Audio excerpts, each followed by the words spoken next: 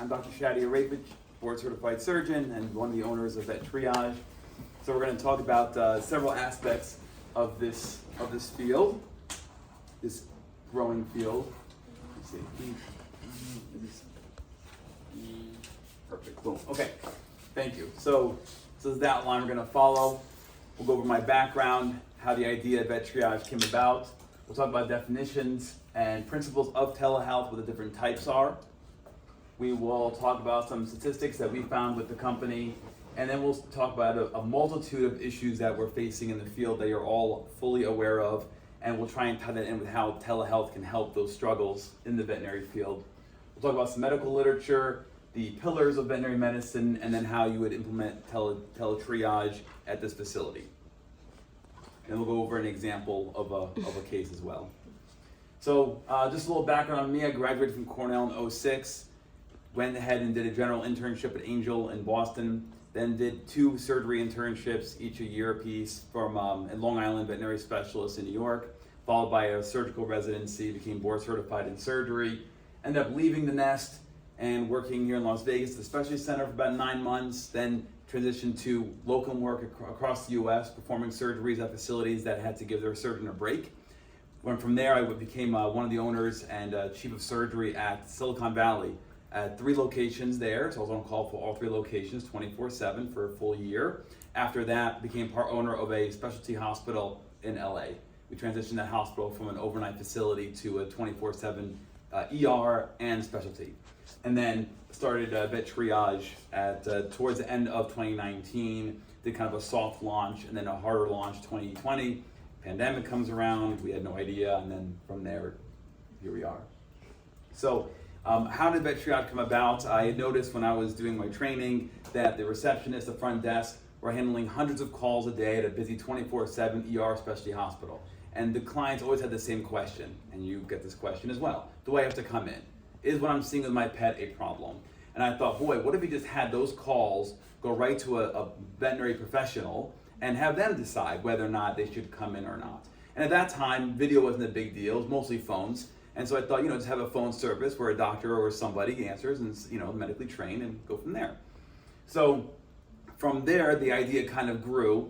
And then you started seeing the whole movement of, if you are concerned, come in. And that was the beginning of the end for us, because anytime a client would call, that expression was used over the phone. People came in for any old thing.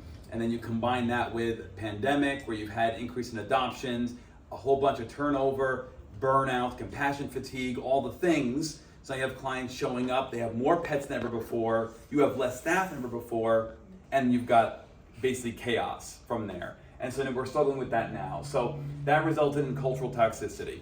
Overworked, underpaid, stressed out, and of course you have clients that now are a bit more needy than ever before. They are also much more tech savvy than ever before, so they're doing their own research. They're coming to you already being kind of helicopter parents for their pets. They're concerned, but it's a bit overbearing. And then they come in with their own research they performed on their own over the internet. And so you have to deal with the stresses of the hospital, plus clientele that are need a bit more hand-holding than prior. So, of course, the pandemic accelerated this process. This what I just described was occurring over a decade plus before pandemic. And so the pandemic accelerated that process. So with that, telemedicine has become a very common term now. It's been in the human side since about 1980, all starting with the telephone, obviously, and so the veterinary field has always had some level of that, but never officially talked about, and of course the pandemic made it where you kind of had to. People had to do virtual appointments for their own doctors, and of course translate over to the veterinary side. If you look at the AVMA website, they have a chart that tries and breaks down all the different branches of telehealth. So when you look at subcategories, telehealth is the overarching term. That encompasses everything that's considered virtual, right? So any sort of telecommunication means being used to advise pet owners or yourselves for medical information. That's what telehealth is. Underneath that are all the different categories that you can see here. Telemedicine is one category of many categories underneath the title of telehealth. And so when you try to define what telehealth is, veterinary healthcare services or public health platform using telecommunication technologies to try and help assess, diagnose, consult, treat, educate, manage, and the patient client is located at a location that is distant from the provider of the medical information. And that's what telehealth is. And so it's important to know the definition of telehealth, because when you look at most of the statutes, the laws, any sort of governing body, medical boards, they are using telemedicine synonymously with telehealth. It's not the same thing, very different.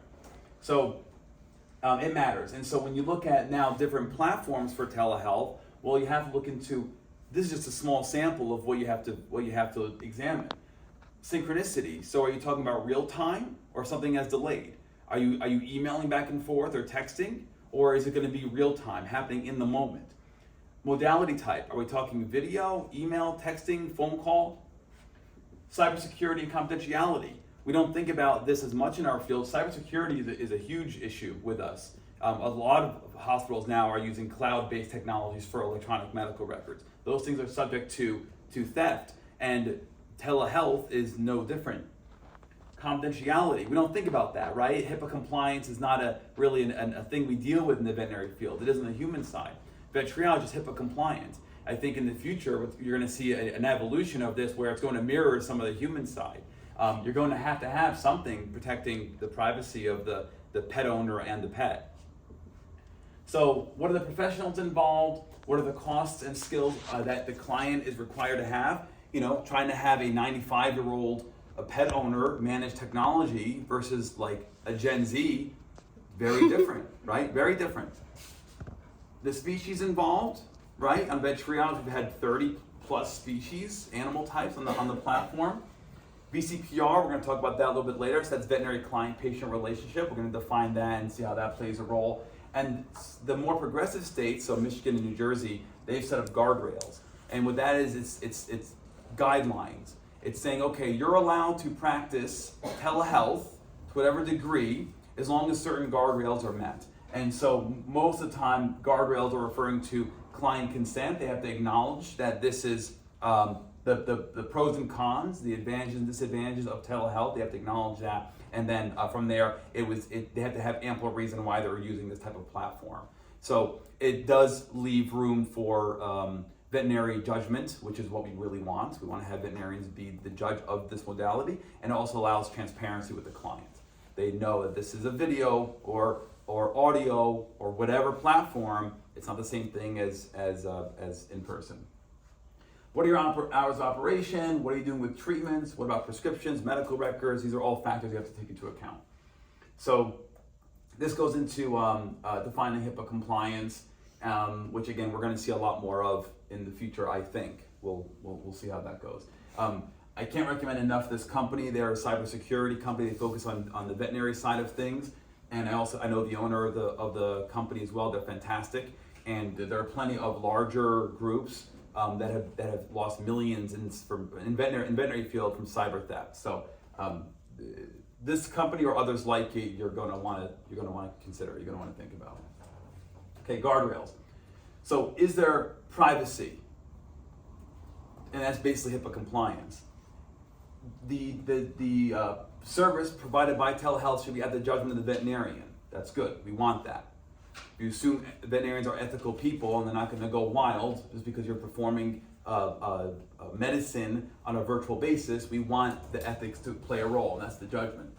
Give people the choice. You're not forcing a pet owner to use your platform. It is an option for them. They realize the pros and cons, advantages, disadvantages of it. It should be synchronous and video. So synchronous, real time, right? And video, so you can look at the pet. And it says here initially. So your initial interaction is similar to your initial interaction in a brick and mortar facility. You meet the client and the pet for the first time. That sets up your veterinary client-patient relationship. Well, if you're going to do this virtually and have guardrails up, then it should be that way initially by video. It's as good as you're going to get virtually, right? You can't go more than that. Written consent of the owner. The standards of care still apply. You should have follow-up, and there should be protections built around prescribing. A lot of gray area here. right? But it's still a new field, so we're helping evolve these things. And that's kind of the goal with VetTriage. The long-term goal is we're spearheading this movement with telehealth. That's the goal. We want to shape it to make it something that's ethical, responsible, right? But also efficacious. It needs to help people and animals. So why is the physical examination critical? The pets cannot speak for themselves. And you can, well, we'll talk about it. The client can misinterpret the symptoms of the animal, okay? So a good example of this is your blocked cat, right? The owner calls and says, my cat's constipated in and out of the litter box, but turns out to be a urinary obstruction, right? Mm-hmm. That's an example of where the client is misinterpreting the symptoms of the pet. VCPR cannot be established only by telephonic or electronic means. So that's the whole groundwork with people who are, folks who are against this movement are saying, well, you can't have electronics, telecommunications replace the brick and mortar, the in-person hands-on exam.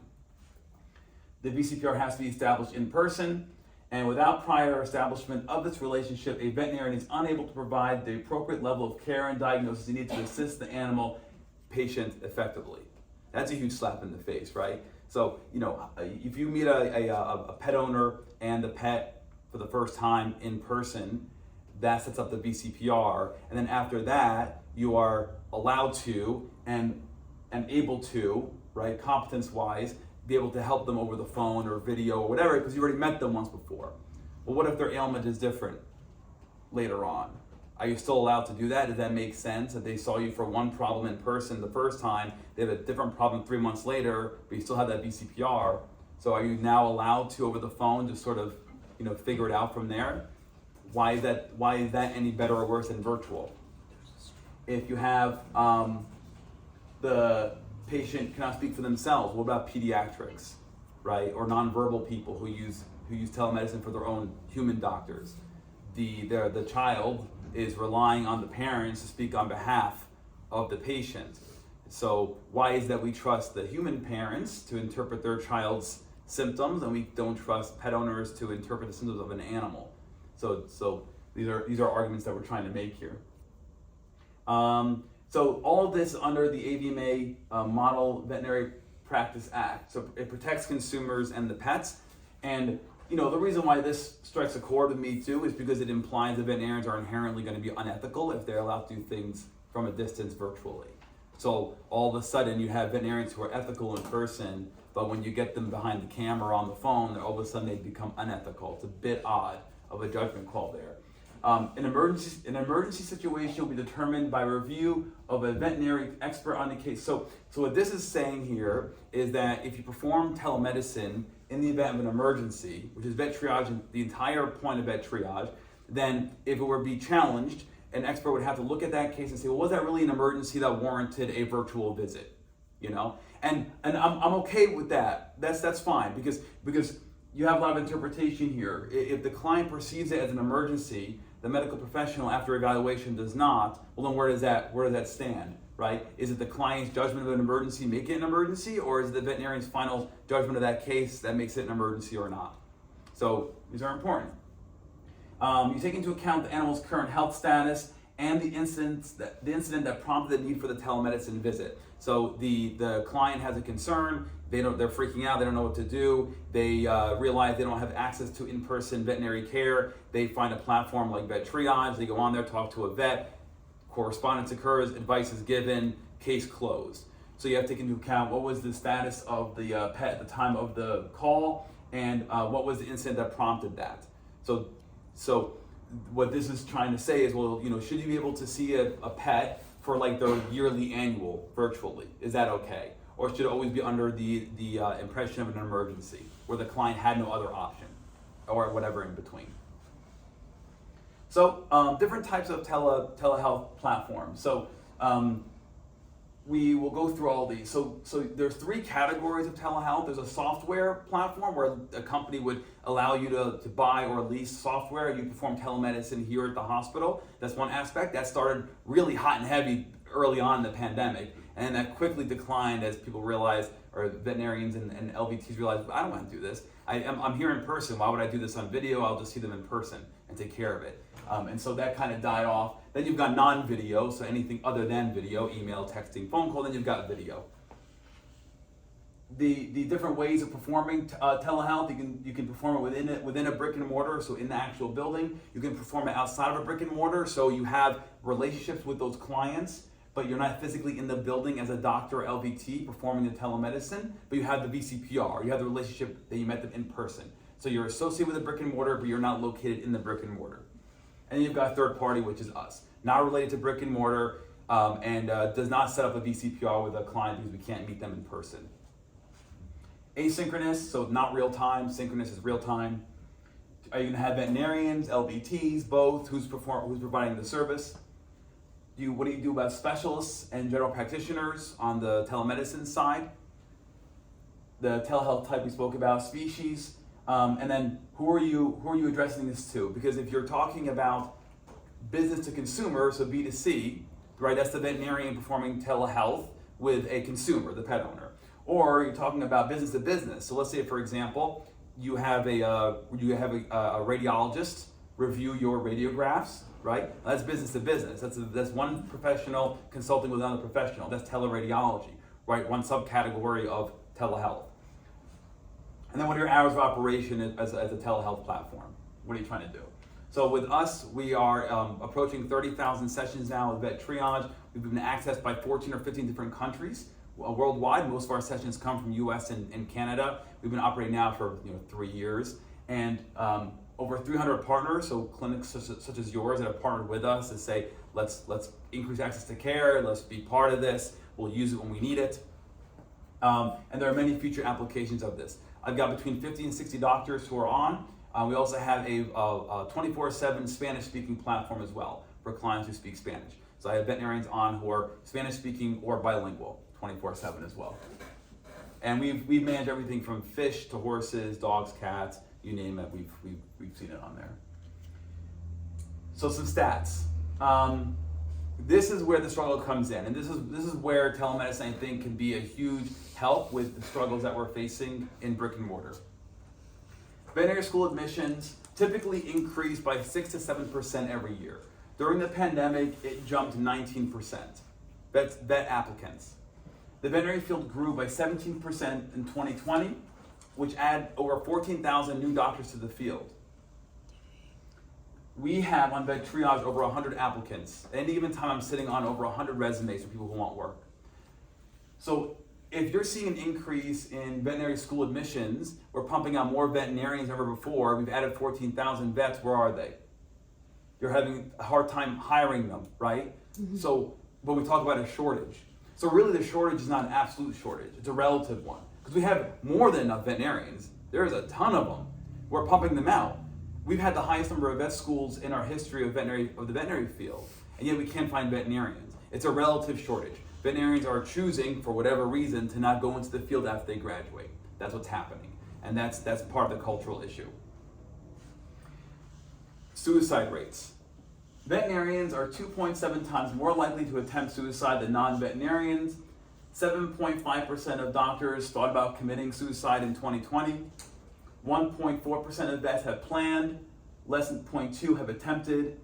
This has been tied into what's called a psychological status. So it's like I think a 10-point questionnaire to assess your mental health.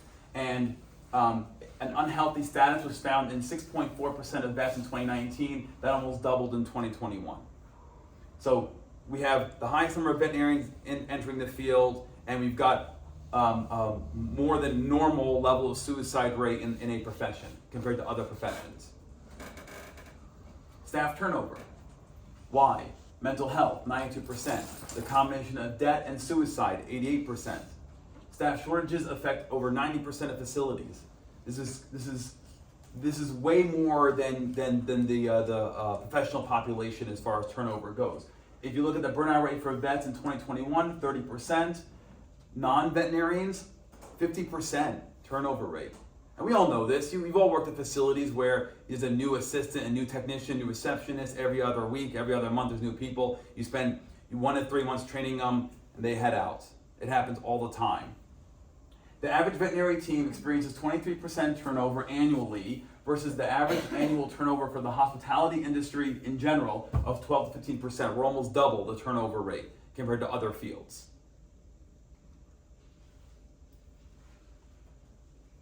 So why would the new veterinary graduates not want to work, period, at a facility? Why wouldn't they? Satisfaction incidence with work-life balance in the veterinary field is 39% compared to 60% in the general population. So the general population experiences more work-life balance by twofold. We have a severe imbalance in our field when you look at work-life. Veterinarians are dissatisfied because they don't enjoy the work, they don't find work invigorating, and they have personal conflicts with colleagues. We all know this, right? There's always drama in a facility, especially when you work 12 plus hours a day, 5 to 7 days a week, in close quarters, in high emotion environment. You're gonna have conflict, it's gonna happen. We see a lot of it though in our field, and it contributes to why veterinarians don't want to work at facilities.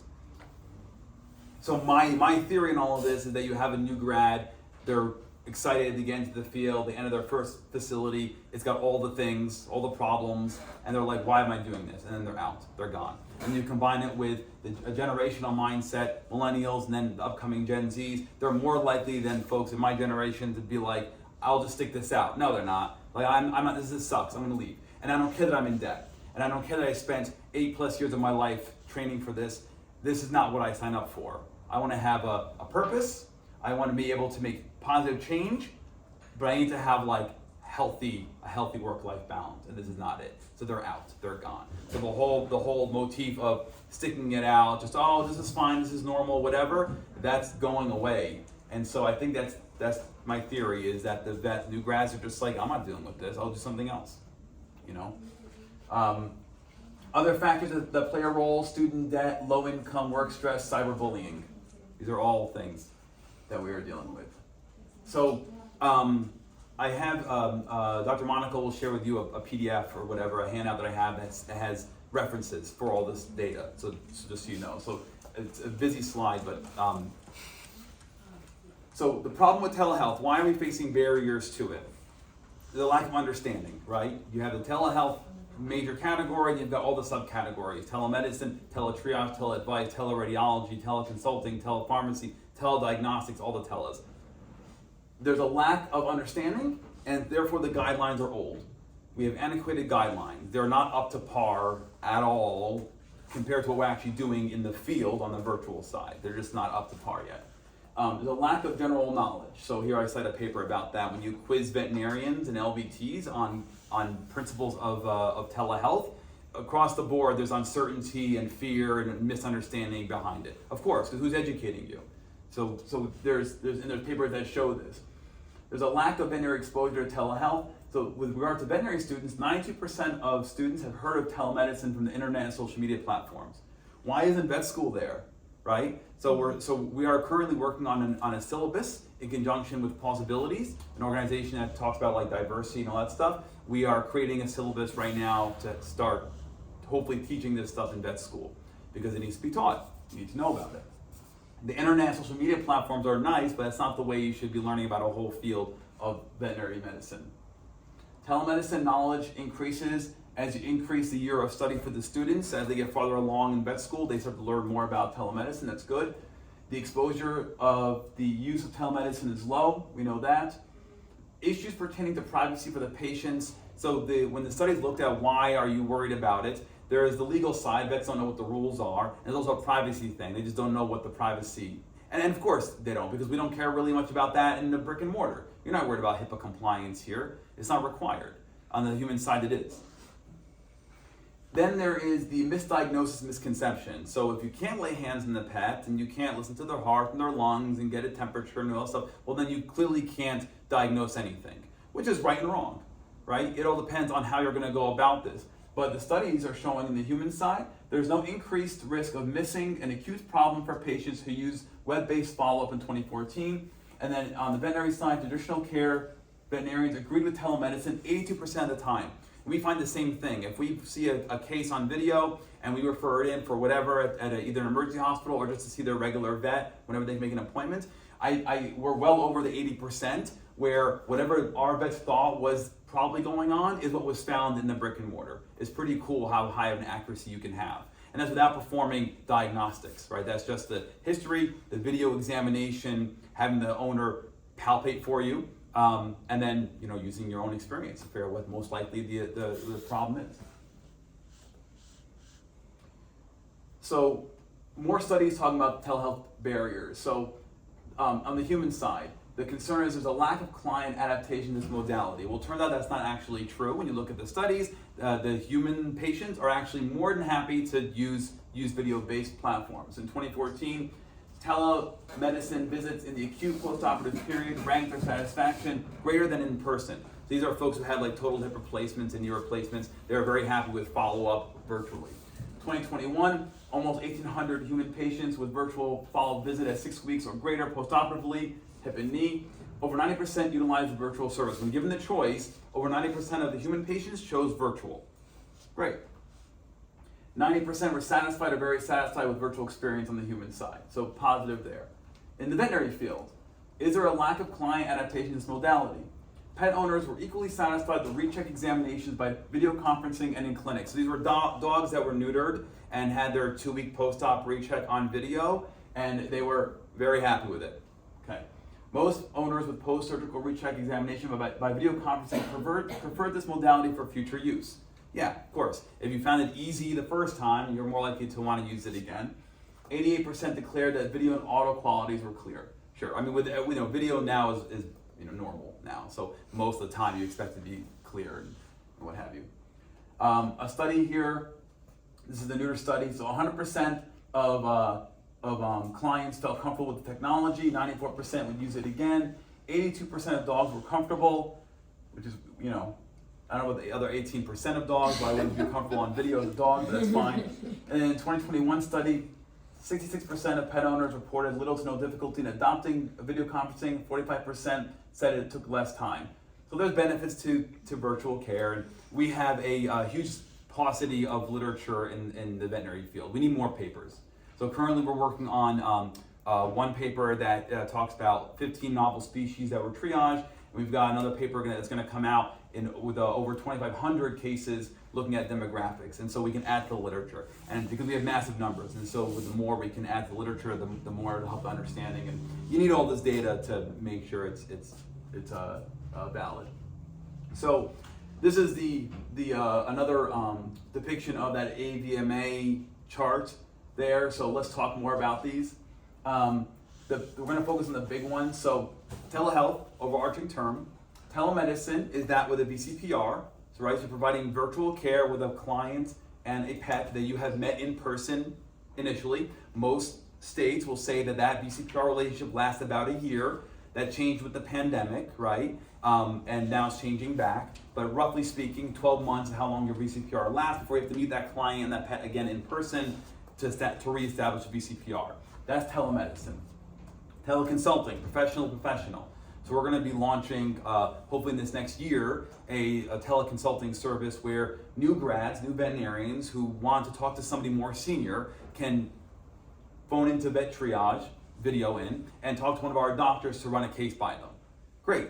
It'll help give the new graduates more security. That way when they get their first job and the owner of the practice is like halfway out the door because he or she's been doing this for 30 years and they're tired and sick of it, and you're the new person, have at it. You may want some help during your busy appointments, or if you're an ER doctor and you're working overnight, you may want some help. So VetTriage can offer an experienced doctor to have that new veterinary graduate run a case by them. So teleconsulting. But you do this all the time with teleradiologists. If you talk to your lab, to the pathologist there, right? That's more teleconsulting. So that's professional. Then there's teletriage and teleadvice, no VCPR, and that's where we live. That's where VetTriage is. Teleadvice, teletriage. The idea being giving pet owners advice regarding what's going on and figuring out whether or not it's a true medical emergency. And then there are plenty of others here. Telemonitoring, you're going to see more of this. You're already seeing now fancier diagnostics for home use for pet owners.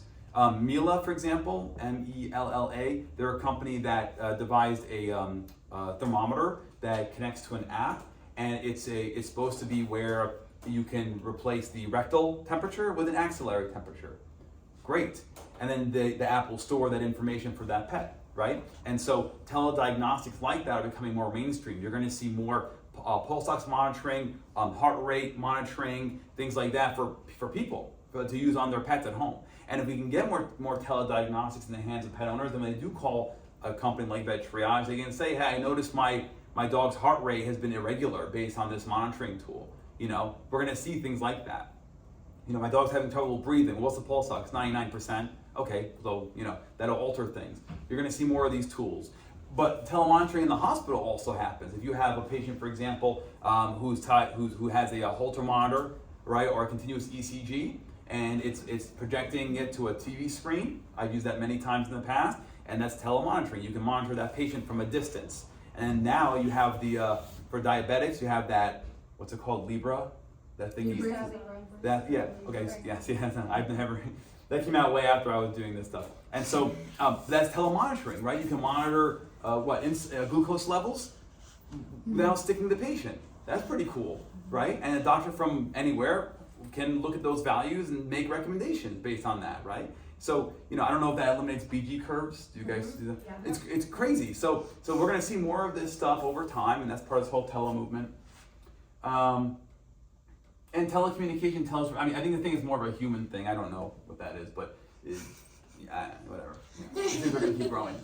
So how would you use this at your facility? So this is what every hospital does with VetTriage, because essentially the premise is the client doesn't really want to talk to my vets. They want to see you in person. They always do. Whether or not they have to see you right now versus waiting is a different story. And so they don't know that. They're not medically trained, and they're going online and finding out, oh my goodness, my dog is limping, must be bone cancer. They just Googled it, right? We see this all the time. Oh, bloated stomach, it's gotta be a bloat. So it starts with reading the internal climate of your facility. Somebody calls in and they're like, hey, my pet is doing A, B, and C, do I have to come in today, right? Read the room. If your hospital's moving smoothly and nobody's stressed out, whatever, you decide. Fit them in for a walk-in appointment, whatever it's gonna be. If the meter is really high and you have people 2 seconds away from walking out and crying, right? You may wanna say, you know what, you go to VetTriage and then they'll take care of you from there. So read the room. Clients are never going to choose VetTriage over you guys. They always wanna see you. So you decide. And you may have more objective data. Maybe management, maybe your supervisor will say, well, when we hit a certain number of cases, then you start pushing VetTriage. Maybe when these 3 walk-in slots are filled, then you push VetTriage. It's whatever for you guys to discuss as a team when it is that you want to push. And it's going to fluctuate, obviously. If you're able to see walk-ins that are not really an emergency, but you have the room, go for it. If not, VetTriage, and then go from there. So that's the first step behind all of this. Once you have clients calling in, these are your options, right? They either can come in as a walk-in, go to ER, or go to VetTriage. Those are your options when clients call. And the ER factor of it is, that's gone by the wayside now. ER hospitals are backed up for many hours. In fact, during the pandemic, there were facilities in the U.S. that were backed up for 3 days, and a 72-hour wait time on ER is still quicker than the regular vet can see them, because you can't fit them in for weeks to months. Right? When we're getting revved up at this facility, you're gonna be booked out for weeks to months. Well, a 72-hour wait time at the ER is still sooner, even though that's ridiculous, but that's what's happened. So the ER wait times are too long, the driving is a lot, it's expensive, is it really necessary?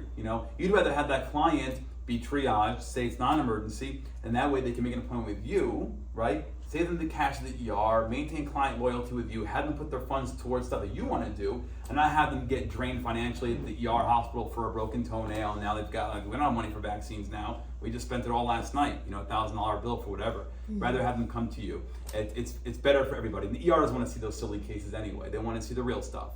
They're critical things, Mm-hmm. So those are your options. When people call in, you decide internally how you want to do that. And then if you're like, yeah, go to VetTriage, we have a custom landing page for you. So you tell them vettriage.com/PAWS, and that brings them to the website. We're building flyers for you guys. You can print these out and give them to pet owners. Maybe at the puppy or kitten exam, maybe at every discharge, whenever they pay their bill, you say, oh, here's the flyer of VetTriage, and that way they at least know about us. So when you're closed, then they're like, well, what are our options? Especially in Las Vegas, there's like not a lot of options for after hours. So they can say, well, okay, they'll go to you guys and they'll have the flyer on hand and they'll try VetTriage and go from there. And we find over 80% are not emergencies. The chances are they're not gonna have to go to the ER. They're gonna be very happy or relieved, and then they'll come back to you for a follow-up. And then we email you guys a TSS. So summary is basically the equivalent of discharge instructions. We'll email it to you. You can attach to the medical record for the patient. That way the communication is clear. So this is an example of one that we made for Cornell. This is a flyer, this is what you could either post online or print out and hand over to clients, you know, during their annuals or their newly adopted pets or anytime they check out. So it basically describes, you know, why we are what we are, why you're using us, and then the steps to connect. And then our newer ones now have a QR code, so the person can scan the QR code. These come in handy for ER hospitals. They'll hand them at the parking lot. You know, they're still doing like parking lot things because of COVID. Like, yeah, we have a 6-hour wait. Here's a flyer. You can look at VetTriage if you want, and then they can decide in their car whether they want to use this or not. But we'll make this for you guys as well, and it'll have your landing page here. And then this is what your landing page currently looks like. So when a client clicks on the VetTriage logo on the website, it'll bring them to this. It'll have your logo on there like that. It'll explain why we are, why we're partnered with you guys, and the steps to connect. And then when they scroll down to the bottom, they'll just fill out a thing. And this takes less than a minute, you know. Then this will bring them to like the payment section, the credit, debit, PayPal, Apple Pay in some cases, and they can pay and then be on with the doctor in, you know, less than 2 minutes they're on. So it's very quick, seamless, and then that way when they come through your landing page, it'll be tied to your protocols we have internally, so we know what to do with cases. Because if I have a veterinarian who lives in New York, they don't know Las Vegas, right? So if this is an actual emergency, where should they send them? So the protocol has in there, here are your options for ER, you know, and then here's where you email the summary, and here's the information about your hospital and all that stuff. So it all ties in together. Let's see, how do I click on it? There's a video. Can I use the mouse? Is it still plugged in? Your mouse is still plugged in. Does it have audio? It is. Nice. As long as. Oh, I think I hear something. This is an example session, so you guys can see kind of how they operate. Yeah. Hello there. Hi, Hi. Sure, Rick, nice to meet you. nice to meet you. I'm Erin. Hey, Aaron, what do you have going on? So I'm fostering. Well, they were 2 pregnant. One had her kittens on Friday. The other one. There you go. The other one. So she was fine, and then one of my main cats got under the door and stressed her out a little bit. And then, like right after that little tiff she had with the other mom cat, she started like acting a little bit more weird, trying to go up to the mom cat, and then she was like kept trying to go back to her, and her attention, she wants more attention now. She's purring pretty rapidly more, very minimal discharge, so I don't know if she actually is going into labor, but she keeps trying to lay in the bed with the other cat and the kittens. So I'm just, did maybe the stress just cause something, or is she in labor? Do I have anything to worry about? Gotcha, okay, alright, cool. How old is this one? Honestly, I have no idea. We got them from, this is gonna be this cat's 3rd litter. Okay, So- that was my next question. How many litters this one had? Okay, so this is the 3rd litter. Very good. And do you know, approximately when she, I guess, how long she's been pregnant for? Probably around the same time, so, like, I really don't know. I got them when they were already pretty pregnant, so I've only had them for about 3 weeks now. Okay, She's not as pooped out as the other one was right before she gave birth, so maybe she's just a smaller litter, and her nipples are still, yeah. you know, like, And then still, how many babies are in there? Is anyone taking x-rays? no, this has completely been home stuff. Gotcha. I feel maybe like 3, but sometimes it's hard to tell. For sure. Let me look at her. Let me see. If you were to pick her up and then like put her on the bed, can you do that and then watch what she does? Yeah. Okay. Let me see.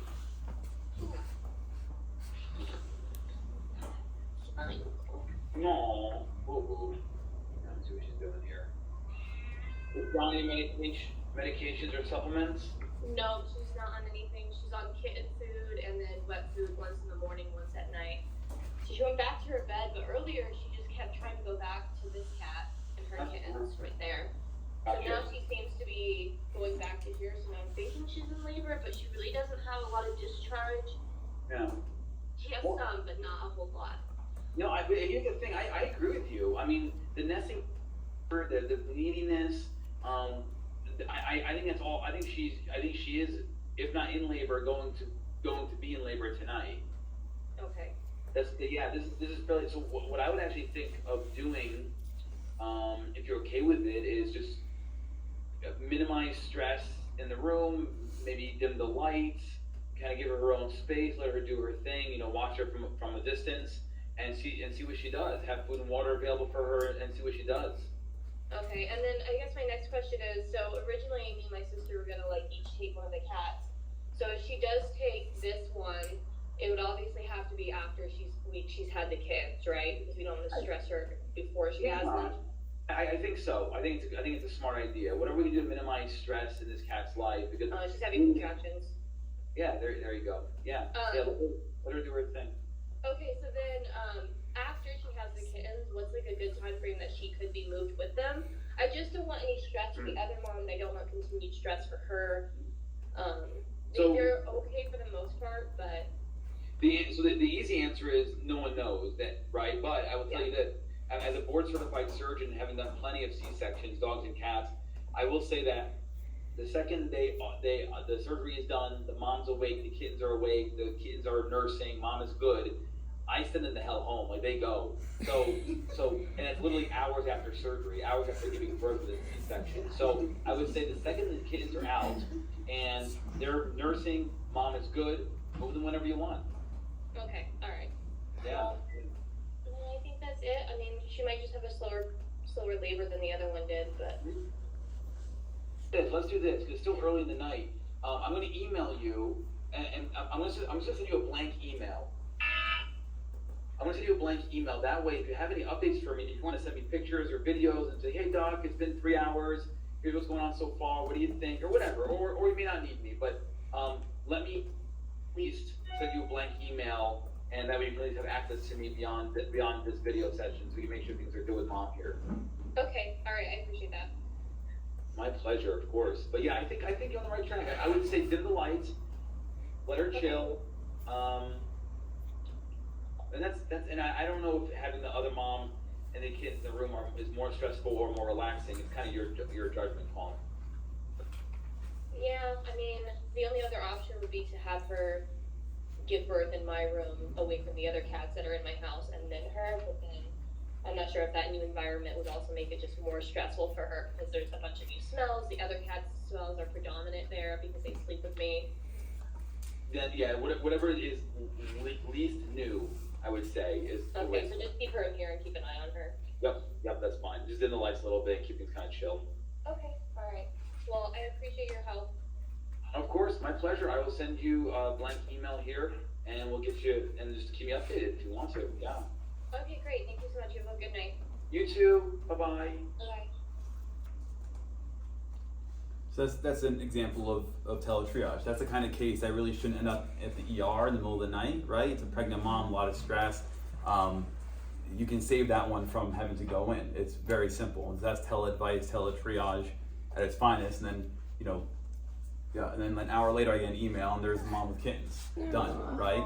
There's no need to go to the ER for this type of case. And we see lots of these types of cases. There's no point. So for the clients, it's fairly affordable and they get veterinary access 24/7, and this is the kind of outcome of it. So this is all my contact information for you guys as well. If you ever need to reach me with any questions or anything like that. And yeah, that's it. If you have any questions or anything, let me know. Yeah, how is it 24 hours? Is it just you? No, I usually used to be. Yeah. Yeah, so I would do global by myself, 24 hours? 24/7. Yep. So you can imagine there was some ramp up, right? So you're fairly dead, and then it gets busier and busier and busier. Then you start hitting thousands of cases, and you're doing it on your own, and it's 24/7. And then from there, we finally were able to hire our first veterinarian, and then a second, a third, but they still couldn't cover 24/7, right? So I was still doing 24/7 regardless, and they would jump on once in a while. Now I've got enough doctors to where I can travel, give talks, do things like this, go to conferences and exhibit there, and yeah. And so it was 24/7 for the better half, about about a year and a half-ish. It took a while to even get it where, like, I had somebody on overnights, because you can imagine not, a lot of vets don't want to be on overnights. So it's the options are either get somebody who lives in a time zone where it's not overnight for them, or just, Or you have to do it. do it. That's it. And the next day you've got meetings all day long. So, yeah, it was rough. Yeah. And the difference with the Spanish platform is I don't speak Spanish. So the Spanish speaking platform, I had to hire vets right out the gate. Now they're ramping it up with me. And so they're going through the same thing. It's quiet, but it's like once in a while something comes in, then it gets busier and busier and busier. So. And how does that, sorry, I know you had a question. I'm just like, how does that alert come up? Like, how do you guys know when there's a call coming and all So that? initially we set the platform, our platform is set up like an EMR. So we actually can have medical records in there too. We set it up for the future where right now there are no regulations mandating that we have to have medical records. We're not tied to a brick and mortar, we're teletriage, tele-advice. In the future, it's probably going to change. So our platform is set up where you can insert the pet signalment, the previous histories, you can upload records, you can put pictures and videos in there, right? So we have a whole EMR, and all this video is our platform. We create it. We're not using FaceTime or Skype or whatever. It's our platform. So, what was your question again? How do you get call? Like, how do you know when? Oh yeah, that's right. So in the beginning, the platform was tied to having the veterinarian receive a text message and or an email. Then we realized that was becoming inconsistent because the cell phone company wasn't up to par, which 24/7 it's not going to be. Then you get text messages or emails that are delayed like minutes or longer. And I can't have clients waiting that long because you don't know whether you're dealing with a stable case like this or a distant cat. So then we switched over and created an app for internal use. So now we have a VetTriage app for my doctors, currently for iPhone users only. We're working on the Android version of it, and now they get an alert through the app instead. And that is 100% dependable. So they tie it to a ringtone or whatever they want. So that buzzing sound you heard in the video, that's the sound that I have for my phone. It went off. It would go off every time somebody would. And would so that's come through. immediate. You have to pick the call up right then and there. I want my vets to pick the call up as fast as possible. Okay. We find that because we don't have an app for clients, it's not like Uber or Lyft where you can just turn your phone off and the thing is still running. You turn your phone off, the video freezes, right? So 'cause it's web-based. So we find that typically between the 5 and 7 minute mark, most people's devices go to sleep or they turn it off, and that screws the video. It's not a big deal, we can get the client back, but it's annoying. And so we have a rule where the client needs to be gotten a hold of by 4 minutes. 4 minutes is my now when you do the math, when you do that actual average, it's actually like a 2-minute wait time. Because I run data sets for Cornell, for University of Minnesota, and there's one more facility. There are large facilities that use us and they want data. And so all of that across the board. Average wait time is 2 minutes. Average time the doctor spends with the client is 12 minutes. Takes less than a minute for the client to create the account with us. And between 82 and 88% are not emergencies. They don't get called into the emergency room. So those are stats that are stable across the board. Dogs always make up the majority, cats are secondary, from there it's rabbits and poultry, and then after that it's like single digits. Yes?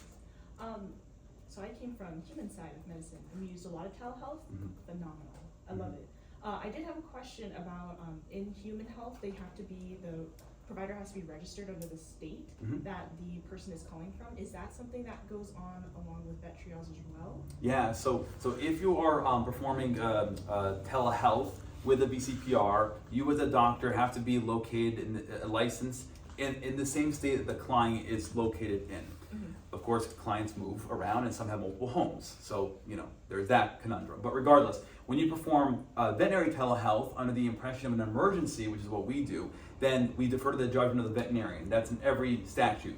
And so because of that, because of deferring to the judgment of the veterinarian, my vets can be licensed anywhere because they're all emergencies. And so to try and funnel cases from somebody who lives in New York to a New York-based doctor at 3 a.m, that's very difficult to do. But if it's an emergency, well, time is of the essence. And so any doctor will do, first come, first serve. And so my doctors are licensed, they have to be licensed at least in one location in good standing. Most of my vets are licensed in the US. Then I have one Canada, one Australia, one France, one Greece. Yeah, those are all countries, and then province. Yeah, and so Canada. But most of my vets are in Canada. And these vets, a lot of them that live overseas, they're actually licensed in the US. They just live there for personal reasons or whatever. So, so it helps with the time zone difference. Yeah, that's cool. Until you get away with it, yeah. Does our voicemail at nighttime tell the clients about the telemed? I'm gonna call after work and listen. That'd be cool. Yeah, so they'll post it. The clinics will post it on their social media. They'll have it on their, you know, how your email has like an auto response at night. They'll have it on there too. You'll have it on your voicemail. There are some clinics that'll have the voicemail transfer the client automatically to us. We have a 1-800 number for clients who live in rural areas that don't have internet or don't have video, or they just don't feel comfortable using video. They want to pay over the phone. There's a 1-800 number they can call. Or if like your phone line says, or push 1 for VetTriage, then they can push 1 and be transferred over to our phone line. And those phone lines are monitored as well with customer service people. Yeah. I guess in addition to that, if you're taking one of our clients' calls at night, does that automatically update the Rhapsody chart? Oh, okay. Yeah, and so the reason why we can do that. Our system is set up to do that way. There are some issues with HIPAA compliance with regards to that, and there are some legal challenges with that as well. So we haven't touched that yet. I think eventually there's going to be a need for your system to talk to our system, and which will really help, right? If my vets can access your medical records, great. Or if we can put an appointment in there for you for the next day, great, right? You get that client, you put in, so all that stuff will help in the future. We don't have it yet. We are able to, we have it, we just don't implement it yet. Okay. Yeah. And I'll be honest with you, with medical record histories, for teletriage, teleadvice, it hasn't really been a need. Like if you have we used to have paper records and you used to have a patient with, this thick of a medical record, we don't need that. It's triage. Most of these problems are acute problems, and so they're dealing with the right now, So what if the cat had a history of hyperthyroid, pancreatitis, and heart disease? Right now he's like limping. So we can go based on what the client is saying, and that's enough for us to make a judgment call. Yes. So it's not as important. Now, and our clients, you may say, well, what about diagnostics? Let's say they came into the clinic and they had x-rays and blood work done, and now our vets want to see them. If the client has access to that, they can actually email it to our vets. And so our vets can look at whatever. We've looked at plenty of. Which is they would have access to it, like Yes, immediately. that's perfect. Yeah. So they'll only can upload it or share it with us, and they can. Again, there's very little need for that. It seems. We do get the occasional second, third, and fourth opinions. For really complex cases, they'll like have seen like a couple of GPs, a handful of specialists, still have no answer. Now they're desperate, so they're coming to us for an answer. Those are cases where diagnostics are really important. I've had CTs and MRIs sent to me for those cases. Cool. So again, it's really rare. What's like the average cost per call? It's $50. The $50 fee covers, it's unlimited time with the veterinarian. So whether you're on there for a minute or an hour, it doesn't matter. Again, average time is 12 minutes. By the way, that average time is not me, whipping them in the shade, like, hurry up, that's just a natural way of things. So some vets are like, under 10 minutes. Yeah. Some vets are like 30, 40 minutes. Just depends on what they want to do, how much they want to talk, I'm around like the 8-minute mark myself. So it just depends on whatever, but it was a point to that whole thing. It was like $50. $50. So unlimited video time with the veterinarian, and then after the call is done, let's say they had another follow-up question or the pet's condition changes. Well, when they receive the TSS, that summary, at the bottom there's that phone number. They can reach out to us for free, or they can email us, and we can always re-triage them. So if we see a patient of yours, a dachshund, they'll say it's got back pain on a Friday night, and on Saturday the dog now is paralyzed. Well, we don't want them to pay again on Saturday after they paid for us on Friday. We want to re-triage them for free, and so we will. And so that's included in that. So we can always change the plan, I don't want a dog that just has like some mild diarrhea on Friday turn into an HGE or a bloat the next day, and have the client be like, I don't know, just monitor. I want them to reach out to us. Yeah. So we have access. That's included in that fee as well. And that free stuff is based until you're open again. That's the basic cutoff with that. I mean, it's not. And then how are clients learning about this? How are you pushing that for people to know? In the beginning, it was all internet searches. We had no partners, no one knew about us yet, and so it was all just searching. And so we would pay to be, on the first page of Google, or Bing, or YouTube videos, or Facebook, or whatever. And then since then, now it's over 80% referrals.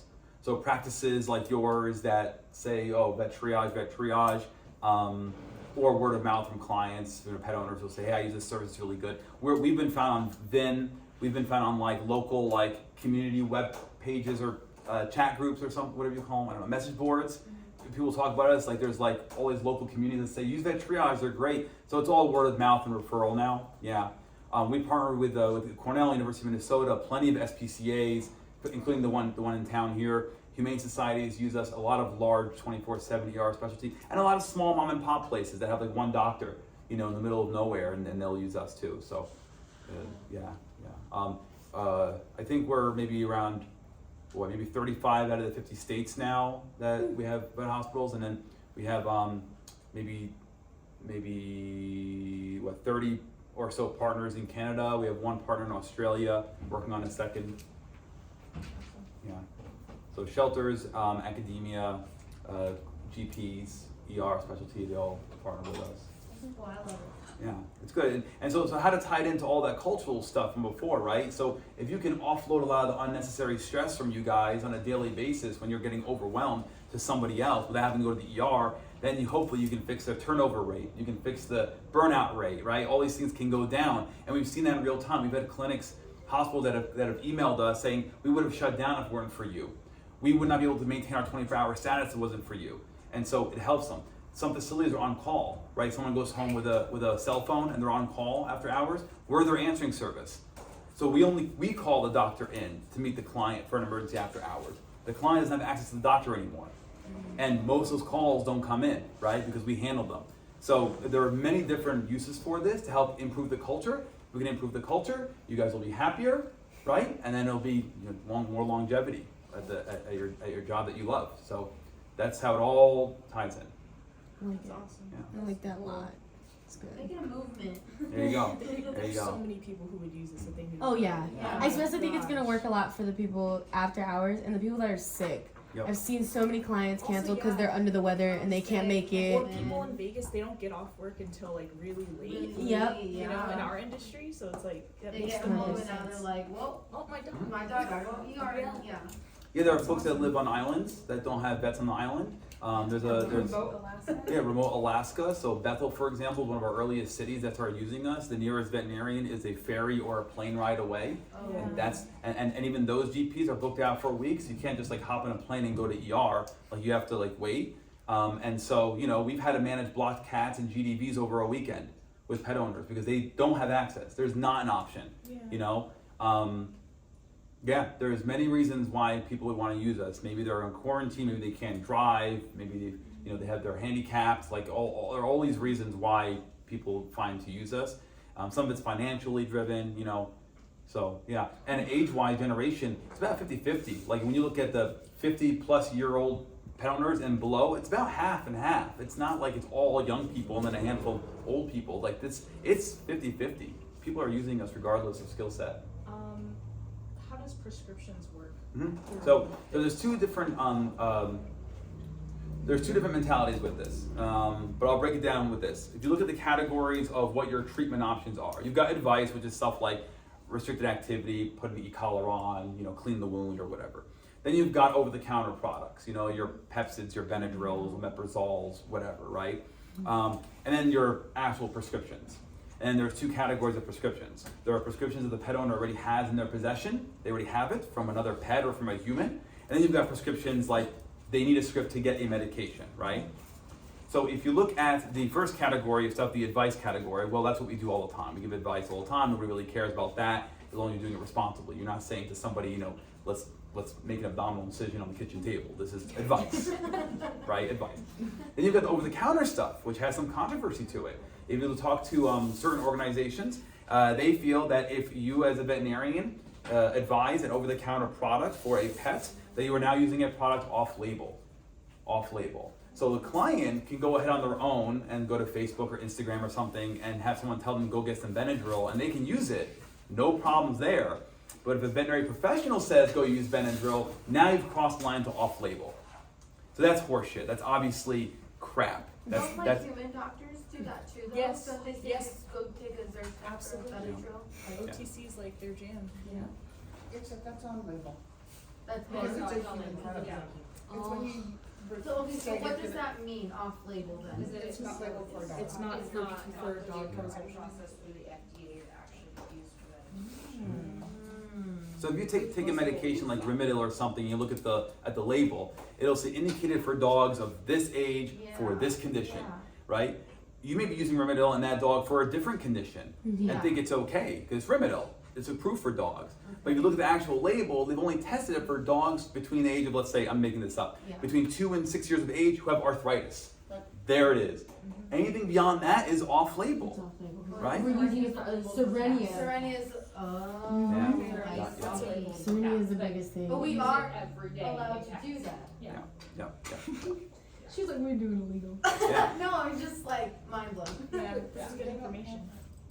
The hands-on that we do, so they don't have the license to prescribe it, it gets them in trouble. But me, I can tell you to do it, and I don't get in trouble.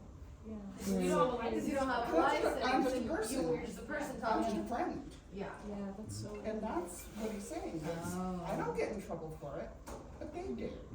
So my veterinarians are fully allowed to their heart's content to use over-the-counter products. I don't care about the off-label thing. Yeah. I can't care about it because the fact that a client can just go on Facebook or whatever and willy-nilly use anything, all of a sudden they're giving their cat aspirin or Tylenol or whatever and putting it into kidney failure, that's okay, you know, but if a veterinarian says go ahead and do it, all of a sudden it's not okay, I can't. I would have a professional dictate that therapy rather than a pet owner dictating that therapy. So my vets are more than welcome to use over-the-counter products as much as they want, and I'll be happy to fight for that. That's part of this movement, right? Yeah. That's just idiotic.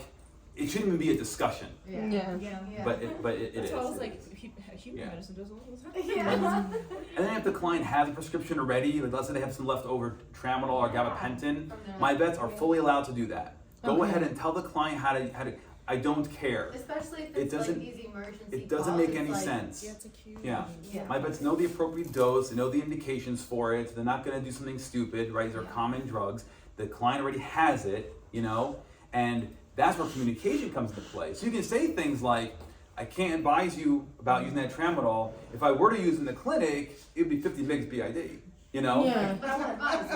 I can't tell you to do that, you know? So you can, Sometimes you have a 100-pound dog and they're trying to use a medication on a 5-pound dog. Yeah. And like, I want somebody to be able to, oh, I just gave half of it instead, and you're like, oh, They just guess themselves, Yeah.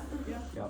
And we used to do this dance with like CBD products, right? So I don't know if you still do it now, but we used to say something like, although I can't advise that you use it because there's no studies on CBD safety in dogs and cats and whatever, I have no problem with it, you know? Like you'd have to kind of phrase things that way so the client kind of, Can write it, like anything about it in the medical record. No, yeah, it was. Yeah. Now Yep. you can't, and at least in the state of that. You can't At actually. Magnolia, I don't know. think all like her hemp products, like we weren't allowed to put a label. No, so We couldn't like prescribe kind it. It was yeah. just like a supplement, and it would just be charged out. But we could never put like a label on it. Yeah. 'Cause she technically wasn't allowed to. yeah, whatever you can do to circumvent these stupid rules. But that's so my vets are more than welcome to use these things. Yeah, absolutely. I want them to. I mean, you know, it makes sense too. It's appropriate. And when you're looking at the crisis that we have with not just staffing issues, but access to care being a problem, especially if you live in a rural area, that client didn't think about using gabapentin, you know, but you ask about it, like, yeah, I do have gabapentin for my knee surgery, you know, last month. Yeah, let's use it, you know? And then that. there you go. I mean, they're like, oh, this is great. Of course, you know, and the numbers prove it, right? We're approaching 30,000 cases, not a single medical board complaint, not a single issue, right? No. So hence we need to publish data so we can show the community that you can do this stuff responsibly and ethically and not have any issues. Versus compare that to how many medical board cases there are on a monthly or yearly basis in the vet field from brick and mortars, right? One of the most common reasons when I talk to veterinary students why they're afraid of practicing is because of lawsuits. You know, it's become that prevalent. In telemedicine, there's nothing. So, you know, there was one case ever, I think like, I don't remember when it was. Somebody in Arizona, like, gave advice over the phone and got in trouble with the board. This is like decades ago, it's so stupid. There hasn't been any medical board cases since then. So, you know, the numbers show that we are actually getting in less trouble by far compared to brick and mortar. You guys have your hands in diagnostics. Well, so, you know, the data will come out with all this stuff. Yeah. Any other questions? I guess this one's for like Monica. Do we have like brochures or pamphlets that will give people this information? Paper. A So- paper or something? No So paper. we're, that was one of the things we were talking about, we need to actually create the flyer, we haven't done that Yeah. yet. But, it is, so on our website, Yeah. if they go to the one that says urgent care. Okay. So there's one where they can like, and it's like speak to a vet now. It goes straight to this landing page. Okay. Cool. I'll push it. We'll make it blind Don't for you. call us first. Like, Well, I mean, like Well, you after guys hours decide. and stuff. Yeah, you yeah, Yeah. so I mean, this is, you know, the after hours, and then, I Definitely mean, the we're after hours. basically gonna become very much of an urgent care facility during our open hours. Because ER now is so Yeah, fast. so It'd be right now great our- to promote that. Yeah, so our protocol right now is after hours. They take care of our calls and everything, and then if it needs to go to ER, then they'll send them to Vet Focus or VECC or AEC. But once we start getting to a point where we're like hitting our capacities and stuff like that, then we'll probably start pushing some things that, like, you gotta go through, you know, if they're not an established client, cause we can do then it's like, we need you to go through VetTriage first, yeah. just to see if they need to come in before we admit them in. So that's like, the idea is, you know, whenever we start getting to that point where we're Yeah. that busy and we're at capacity, Okay. then they're gonna supplement us the same way that, like, like, New York has several hospitals now, like, you can't get into New York if you haven't gone through VetTriage first. Yeah, these is their first line. So we call it daytime overflow. So daytime, right? So you guys are open. Yeah. Overflow meaning like we're at capacity. We'll see you. VetTriage says we should see you. Then we'll fit you in for a walk-in appointment, and that You're helps. like their first line of Yeah, defense. yeah, yeah. Goes through you then. Yeah. Why is it just because they're so busy? Yeah, out the there business. crazy? I understand. Cause I do some of the sessions, I've had calls from New, and this is consistent in New York, where I'll get somebody who I actually need to go to an ER, and I end up calling 2 to 3, and then none of them can't get them in, I have to send them to Cornell. And then they're like, that's like 3 hours away. Oh, And so they're, even with going through that care and us deeming that it needs to go to like they're the ER, still not getting. they still sometimes can't take those cases. That is Wow. how short-staffed that they are with ER vets out there. Wow, that's crazy. I hate every time I get a call whenever From I'm New York. Yeah. It says New York, I'm like, So please don't let it be an ER case. so the client says no, I'm not willing to drive. You know, and it's a seizuring dog. Well, then let's start getting creative at home. Yeah. So I actually have protocols in place for how to manage critical cases at home. Woo. Not ideal. We don't want to do it. But Yeah. if you've got a seizuring dog, a hemoabdomen, a blocked cat, a GDV, and the client is like, I can't drive 3 hours. Are you kidding me? I have work in 5 hours, and Yeah. we only have one car, and my Yeah. mom's Or got they're to in go. rural Alaska. You know, yeah. Like I can't. The ferries don't start till Sunday morning, and it's Friday night. Right? Yeah. So we have to get really creative with it. I want to know. This is when Like the when come you up walk with? someone through, like unblocking a male Yeah. cat, I'm like, Well, how? it's management. So this is why there's a huge disparity between medical boards and what we're doing in the field, right? It's like, and when you read the language and it sounds like a state or a medical board is against telemedicine, there's ignorance behind that because they're not asking folks like us what's going on. Why are you so popular, right? Yeah. And when you tell them you have to manage cases like this in rural Alaska, you know, or upstate New York, and you explain to them the situation, then maybe they'll alter their language or at least help educate, right? But as of right now, they're using the wrong terminology. They're using old terms. Their guidelines are antiquated. They're just kept distant from. I'm from Texas, I know. Oh yeah, Texas is really they're really against Oh, telemedicine. yeah, the board is. Yeah, yeah. Yeah. I just talked to a friend of mine, and he's really advanced with his medicine, and he's like, no, board just told us they can't even do it with their own patients anymore. Yeah. They'll get there though. They'll change because we're seeing the change happening over in the U.S. So it'll eventually happen. Well, question here, after they visit with you and they pay the $50, do they expect their primary care to apply that towards a visit? Is there a financial consideration? That's up to the practice. So I prefer they do not discount their fees. I think there should be a legitimate service that the client has to pay for on their own because it's their pet and you know the pet's problem. They should pay for it on their own. Whether the partner clinic wants to discount it, it's totally up to them. But I've had zero complaints about that. So I just don't think it's Like the next necessary. city, I just paid $50 Yeah. last night for your. Yeah, because all the things they're getting, you peace of mind, you're getting advice, they're getting direction, then you get the medical notes, and then they have follow up with us for free afterwards. Like all that's included in the fee. So it's not just well, I already paid them. It's not you paid a separate thing, right? And So that's what I'm pre-assuming that the first ask going to hear. Well, I just paid your doctor because you gave me the phone call last night, so I already paid $50. Yeah, it's an optional service, and you get all those benefits with it, and so you have to pay them, and then we're separate. We got to pay us separately. You know? That's how it is. Yeah. Yeah. I know people. Yep.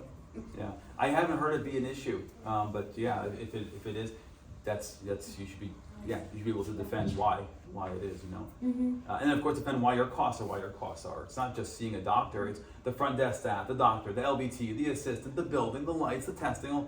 All that goes into whatever your exam fee is. That's I've Yeah. been told I made your car payment this month. yeah. Kinda. Yeah. A little bit. Yeah. Thank you. Yeah. So I don't not a fan of discounting your fees, but you're allowed to if you want, obviously. No, I'm just saying, what do they say when the client says that? Yeah. Because, They're just like, no, They've got to be that's a able to- separate. He said no. service. Yeah. well, nicely. Yeah. We talked about that, just say no the other day. It's almost like something that, like, they're getting the opinion of a different doctor, and it's, you know, it's a telehealth exam or triage, Mhm. whatever, but Mhm. they're still getting that time with the doctor, so we're still giving them our time, like, we're not on the same table, and so they're still having to Just worried about the front staff having to confront the client the next day and what Well, you the want other them to option, say. the other option for the client was to Mhm. go in on emergency rather than call triage, and And that pay them exam- $150. the exam fee for that is going to be more than the two. And you pay the 50, and you I save don't know. save I 500. want your bus to be prepared for when that happens, Yeah. because they will, Yeah. you know? Yeah. And what do you say? So now you know how to present it to them so that they're not in the face. They're informed about it. And you are, so you can explain it back to them. Yeah. And it did end up going to the ER and getting that bill. They don't expect you to discount your fees by that much. So same thing here, it's just this is much cheaper, you know? So yeah. All those different angles you can take Well, to. we've been asked for that before. Oh yeah, I believe it, yeah. No, it's not how it works, so. Yeah, it's your pay, your responsibility. See them all over again, and it's like, I don't know, I mean, yes, I know what happened at the ER last night, but like, I still didn't see them, and so I'm still having to do another exam on them. Because you'll have clients that'll call us and say, well, I don't know why I'm calling you. I know I have to go in anyway, right? Well, I don't know why they sent me to you, right? And then after 10 minutes, then they realize it's not an emergency. They can stay at home. They're like, oh, this is a great service. You know, all of a sudden they realize, wow, I saved the drive and all the expenses. So yeah. So that's what I mean when I say clients would rather see you in person. They're never going to skip you to see us because they all think they have to see you. So you choose. You know, you choose. Anything else?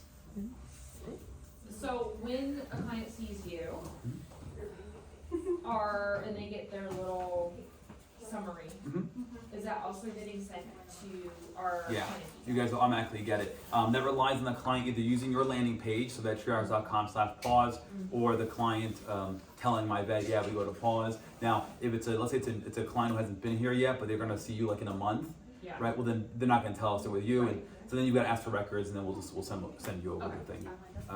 Or sometimes like the husband didn't know that they go here, but the wife knew, but she wasn't part of the console, so they're like, I don't know where I go. They know that kind of stuff happens. It happens, yeah. But you just let us know, and then we'll and sometimes email just eats it up or whatever, or it goes into spam or whatever, or if your inbox is full, then you won't get it. All those three things. So just gotta keep up to date with it. So if a client says I use VetTriage, and you're like, I don't have it, and just ask us, email us, and we'll get you the records. Okay, well, thank you so much for your time. Thank you. The office.